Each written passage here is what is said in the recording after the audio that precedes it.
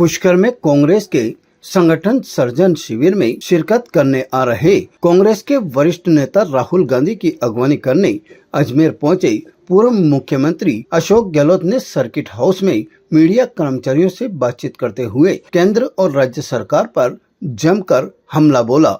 Media से बातचीत में उन्होंने प्रदेश की कानून व्यवस्था, पेयजल, शिक्षा और प्रशासनिक व्यवस्था की स्थिति चिंताजनक बताई। गहलोत ने कहा कि वे भगवान से प्रार्थना करते हैं कि भजनलाल शर्मा पूरे 5 साल मुख्यमंत्री बने रहे ताकि जनता सरकार के कामकाज का पूरा आकलन कर सके। उन्होंने आरोप लगाया कि प्रदेश में पानी की भारी किल्लत है और लोगों को टैंकरों पर निर्भर होना पड़ रहा है, जबकि सरकार स्थिति संभालने में विफल रही है। मुख्यमंत्री फिर मैं कहना चाहूँगा, सरकार आपको 5 साल चलानी है। भगवान करे आप भी 5 साल रहो मुख्यमंत्री। हमारी दुआएं आपके साथ में हैं। हमें कोई एतराज नहीं आपसे। आप भले आदमी हो, तो भला आदमी क्या काम का? अगर गवर्नेंस ही देगा तो नुकसान तो पब्लिक को होगा। गृह मंत्रालय उनके खुद के पास में है। एडवाइजर में बार बार कहता हूँ, मुझे एडवाइजर शिकायत नहीं है, हर मुख्यमंत्री रखता है सलाहकार। पर मैं कहना चाहूंगा कि आप अपने एडवाइजरों की मीटिंग बुलाओ, उनको कहो भाई बताइए आपके पास फीडबैक क्या है। कोई समझ में नहीं आ रहा मेरे तो। ये मैं बातें जो कर रहा हूँ खाली पॉलिटिकल नहीं कर रहा हूँ।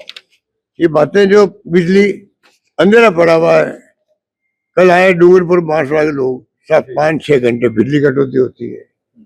और ये ऐसा नाटक, झूठ क्यों बोलते हैं?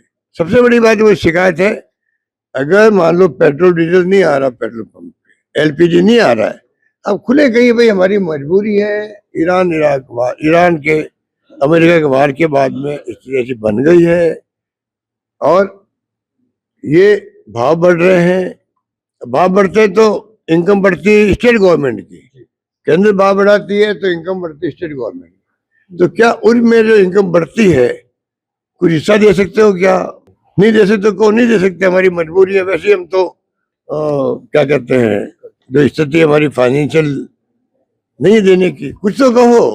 पर आप झूठ में बोलोगे नहीं खाद मिल जाएगा, खाद की लाइनें लग जाएगी मान लो बरसात आते ही, तो कहीं कानून ऐसी स्थिति बिगड़ नहीं जाए, ये चिंता तो सरकार को होनी चाहिए। पूर्व मुख्यमंत्री ने कहा कि सड़कें खराब है, भ्रष्टाचार बढ़ गया है और ठेकेदारों को समय पर भुगतान नहीं मिल रहा, जिससे विकास कार्य प्रभावित हो रहे हैं। पेंशन योजनाओं और जन कल्याणकारी कार्यक्रमों पर भी असर पड़ा है, जिससे आम लोगों को परेशानी झेलनी पड़ रही है। निकाय और पंचायती चुनाव को लेकर उन्होंने सरकार पर टालमटोल करने का आरोप लगाया और कहा कि जनता में सरकार के प्रति व्यापक नाराजगी है। पूर्व मुख्यमंत्री अशोक गहलोत ने केंद्र सरकार की विदेश नीति और ऑपरेशन सिंदूर का उल्लेख करते हुए कहा कि भारत को अपेक्षित अंतर्राष्ट्रीय समर्थन नहीं मिला। पेपर लीक मामलों पर उन्होंने कहा कि लाखों युवाओं का भविष्य प्रभावित हुआ है और सरकार को जवाबदेही होना चाहिए। गहलोत ने कहा कि प्रदेश में जनता बदलाव चाहती है और सरकार को जनहित के मुद्दों पर गंभीरता से काम करना चाहिए। सीबीएसई का भी, एसएससी का भी, नीट का भी, सब में जो स्थिति बनी है ना, वो लाखों बच्चों के भविष्य का सवाल है। राहुल जी को ट्वीट कर रहे हैं, एक्स पे लिख रहे हैं, बता रहे हैं कि लाखों 1 करोड़ बच्चे हैं लगभग, सब जो मिला करके एसएससी, सीबीएसई, आपका नीट और भी एग्जाम है, इन सब के मिला के लगभग 1 करोड़ बच्चे प्रभावित हो रहे हैं। तो क्या मतलब उनके परिवार में क्या बीतरी होगी?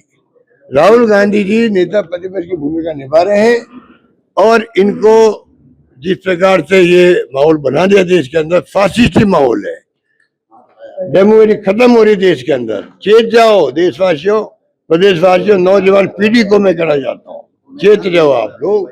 बंगाल के चुनाव के बाद में तो आप ये तय करेंगे कि किस राज्य में किस पार्टी की सरकार हो, ये तय करेंगे। कब तक सरकार टिका नहीं है, कब घर भेजनी है। जो पहले मध्य प्रदेश, कर्नाटका और महाराष्ट्र में सरकार गिरी थी, राजस्थान में इन्होंने पूरा षड्यंत्र कर लिया, हमारे लोगों को ले लिया वहां पे मानेसर में, पूरा वहां इंतजाम किया इन लोगों ने, पुलिस वहां खड़ी कर दी आईजी के ऑफिसर को, तब भी प्रदेश वाले दुआओं से सरकार हमारी बच गई। मैं समझता हूँ इनको सबक सिखाया राजस्थान ने, पर अभी भी ये मानने वाले नहीं। बंगाल के चुनाव जिस प्रकार के हुआ है, धांधली से, SIR से 2.5 लाख पुलिस वाले भेज दिए, गुंडागिरी कर रहे, अंदर में आओ, फोटो खिंचाओ, आप जिंदा हो कि नहीं हो, प्रमाण पत्र दो।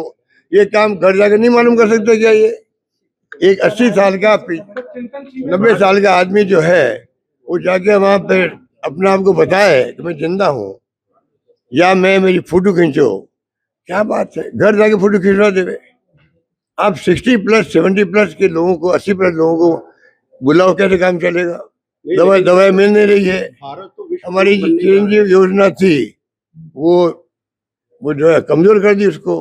पैसा मांगते प्राइवेट वाले, क्योंकि सबके पैसे ड्यू है। जैसे मैंने बताया, ठेकेदारों के, मेडिकल स्टोर के पैसे बकाया है, प्राइवेट हॉस्पिटल के बकाया पैसे हैं। वो सब दुखी हैं बेचारे, उन्होंने इलाज करना बंद कर दिया है। इलाज का पैसा मांगते हैं उम्मीदवार, क्या जो बीमार होते हैं उनसे, और कहते हैं कि पैसा मिल गया तो वापस दे देंगे।